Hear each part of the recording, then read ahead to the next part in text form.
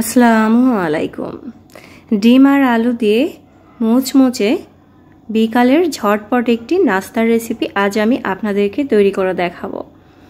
বিকালবেলা কি নাস্তা তৈরি করব সেই চিন্তায় কিন্তু আমাদের মাথা ব্যথা হয়ে যায়। তাছাড়া বাচ্চাদের টিফিনে কি দেব সেও কিন্তু আরেকটা চিন্তা।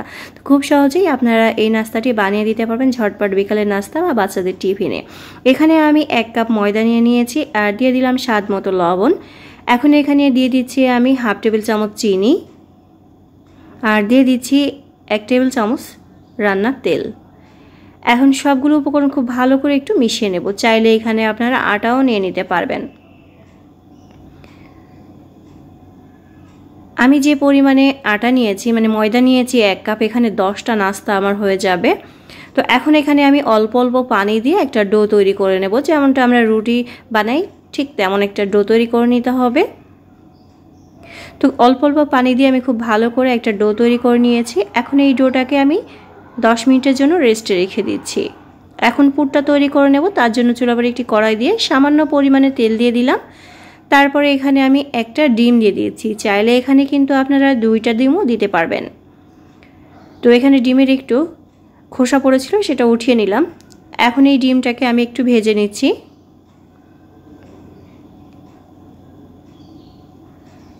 ডিমটাকে হালকা একটু ভেজে নিয়ে তারপরে এখানে আমি দিয়ে দিচ্ছি একটা বড় সাইজের পেঁয়াজ কুচি আর দিয়ে দিচ্ছি আমি 2টা কাঁচামরিচ কুচি। মরিচের পরিমাণটা আপনারা বাড়িয়ে দিতে পারবেন আপনারা ঝাল যদি বেশি খেতে চান সেই ক্ষেত্রে। তো আমি সবসময় একটু ঝাল কমই দিই, কারণ আমার ছেলে মেয়ে ঝাল কম খায় সেই জন্য। তো ঝালের পরিমাণটা আপনারা আপনাদের ইচ্ছা অনুযায়ী কম বেশ করে দিয়ে নেবেন। তারপরে এই সব কিছু একটু হালকা ভেজে নিয়ে তারপরে এখানে আমি একটা গাজর গ্রেট করে দিয়েছি।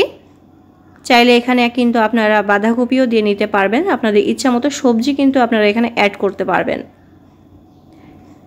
তো এখন এখানে আমি দিয়ে দিচ্ছি 1 চা চামচ চাট মশলা আর হাফ চা চামচ জিরা গুঁড়া, সামান্য পরিমাণে হলুদের গুঁড়া, সামান্য পরিমাণে মরিচের গুঁড়া আর হাফ চা চামচ গোলমরিচ গুঁড়া। তো সব কিছু দিয়ে খুব ভালো করে মিশিয়ে নেব। তো চাট মশলাটা যদি আপনাদের হাতের কাছে না থাকে সেক্ষেত্রে আপনারা গরম মশলা গুঁড়া দিয়ে নিতে পারবেন। তারপরে এখানে একটা মাঝারি সাইজের আলু সিদ্ধ করে তারপরে এখানে আমি দিয়ে দিয়েছি। তো আলুটাকে কিন্তু একেবারে ম্যাশ করে দিইনি, জাস্ট একটু ভেঙে ভেঙে দিয়েছি। তো এই যে খুব ভালো করে এখন এই আলু আর এই সবগুলো উপকরণ একসাথে খুব ভালো করে মিশিয়ে নিচ্ছি।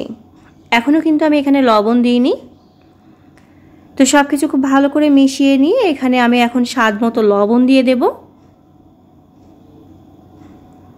আর দিয়ে দেব ধনিয়া পাতা কুচি 1 টেবিল চামচের মতো দিয়ে খুব ভালো করে আবারও মিশিয়ে নেব। নিয়ে 1 মিনিট মতো এটাকে রান্না করে নিলেই কিন্তু এই পুরটা রেডি হয়ে যাবে। খুবই অল্প উপকরণ দিয়ে অল্প সময়ের ভিতরেই তৈরি করা যায়। আপনারা বিকালের নাস্তায় বাচ্চাদের টিফিনে ঝটপট খুব সহজে এই নাস্তাটি তৈরি করে নিতে পারবেন আর খেতে কিন্তু অসম্ভব মজার হয়।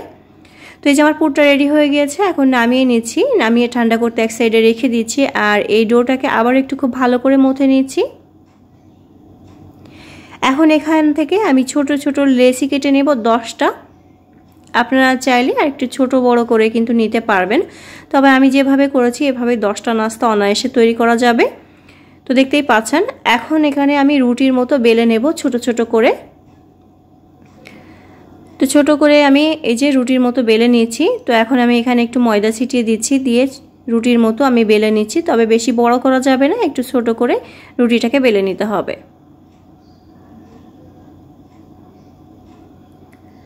তো রুটিটাকে আমি বেলে নিয়েছি। তারপরে এই যে চারিপাশ থেকে আমি একটু কেটে নেব। এই যে এইভাবে করে আমি একটু এটাকে কেটে নিচ্ছি। দেখুন এই যে কেটে নিলাম। এখন এর ভিতরে আমি পুর দিয়ে দেব। তো পুর দিয়ে দিলাম।